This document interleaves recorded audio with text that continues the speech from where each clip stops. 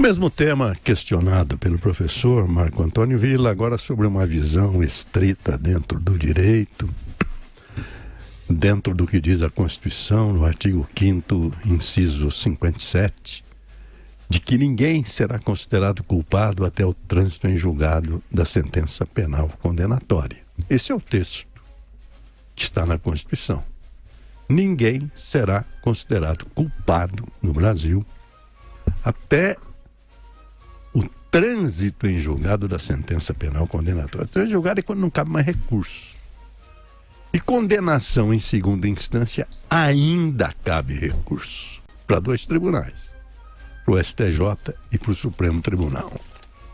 Instado a decidir, ainda que não de forma vinculante, o Supremo, por 6-5, derrubou esse preceito constitucional.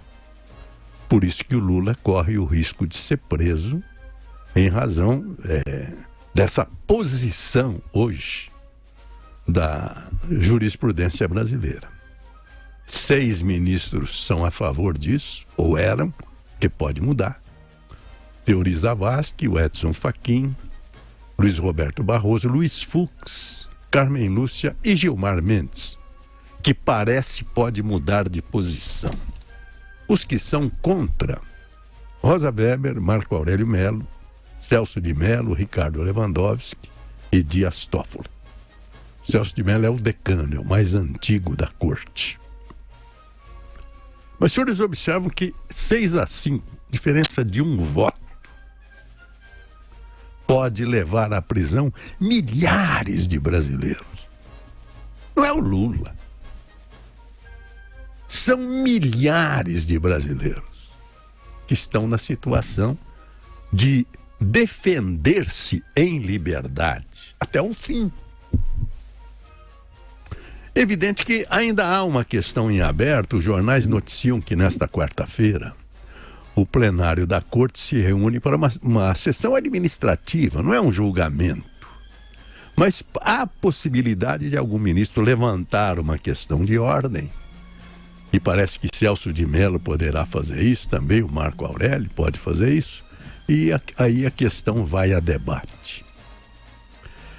Para os que estudam o direito, porque as opiniões a favor, que são a favor de Lula, porque a coisa virou só em torno de Lula, quando não é esse o espírito que emana da alma dos juízes brasileiros. Eles são estudiosos de uma ciência que tem mais de 2000 anos, que é o direito penal.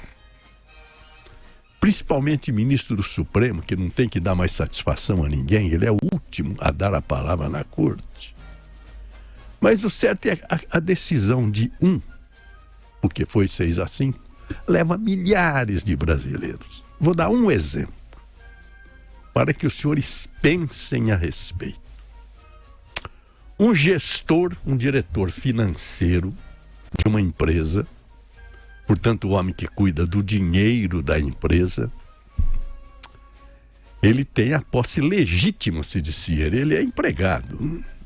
O dinheiro foi dado pela empresa para ele gerir, pagar as coisas da empresa, de repente passa a mão em dinheiro.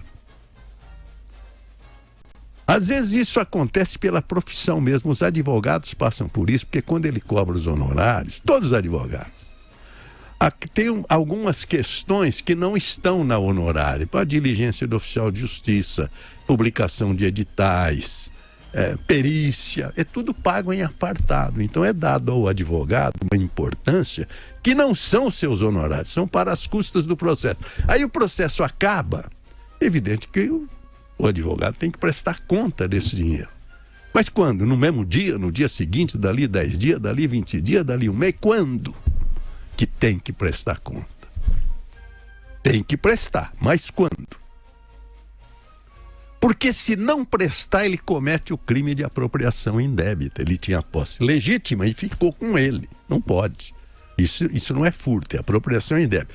Só que o cidadão é processado por furto. Artigo 155. Embora ele fosse um gestor e tivesse posse legítima. Porque o ladrão subtrai. Ele rouba, passa a mão. O gestor não, ele tem a posse legal do dinheiro e ficou com ele. Ele responde por furto, na sentença o juiz pode mudar a capitulação. Peraí, isso aqui não é furto, isso aqui é uma apropriação. O juiz muda e condena. Aí o cara recorre à segunda instância. A segunda instância mantém.